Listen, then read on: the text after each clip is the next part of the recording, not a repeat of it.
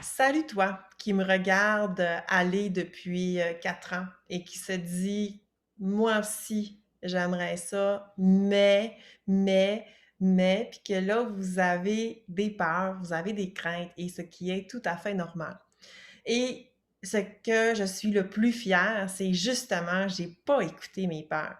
Parce que j'avais jamais, jamais été travailleur autonome. J'avais jamais été entrepreneur de toute ma vie. J'ai toujours été salariée.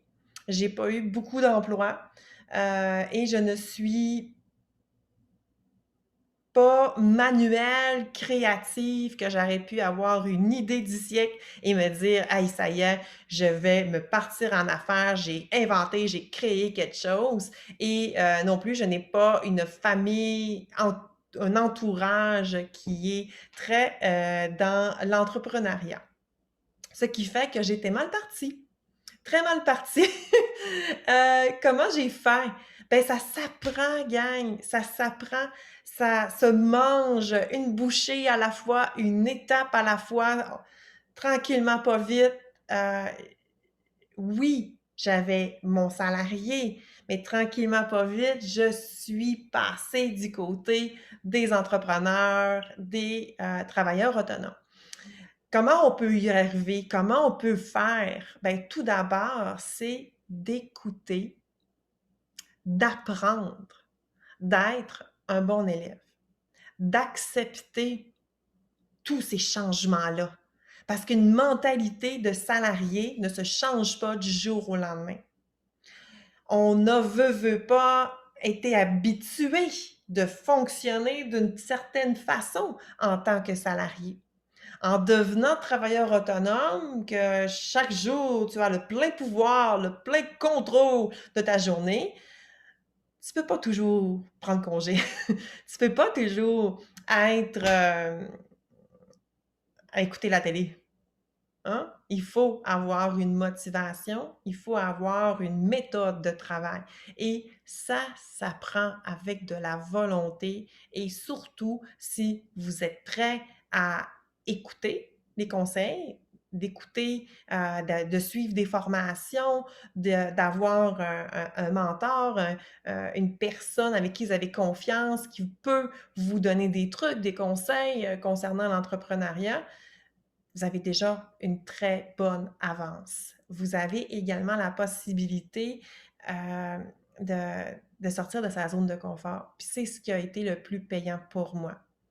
Oui, je suis une bonne élève, j'ai appris, j'ai fait de la formation, mais si tout ce que je retiens, je ne fais rien avec, qu'est-ce que ça donne? Ce qui a été le plus payant, c'est quand je me suis lancée dans les actions, que j'ai sauté du pont. C'est toujours comme ça je le ressens. J'ai sauté dans le vide en espérant savoir comment ouvrir le parachute.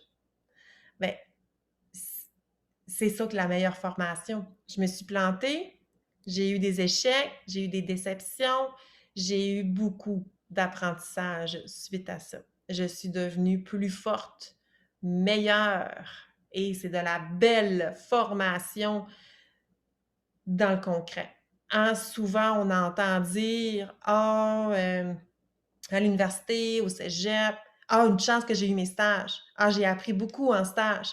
Bien, c'est la même chose en tant qu'entrepreneur lorsque vous vous lancez, lorsque vous décidez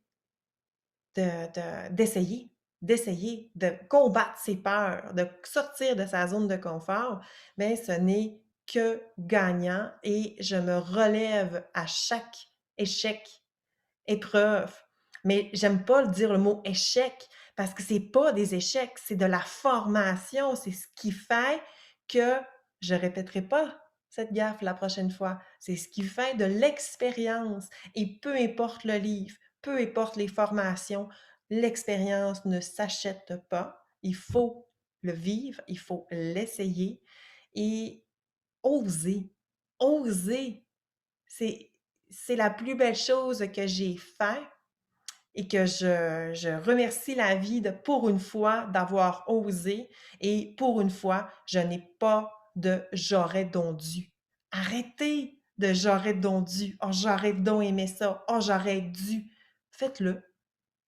Ça marche, tant mieux. Ça marche pas, ben, retournez, dans votre métier, retournez, tu sais, vous allez l'avoir essayé. C'est mon objectif en 2021 d'aider des gens à oser, à essayer quelque chose de nouveau. Vous pouvez être agréablement surpris. À bientôt.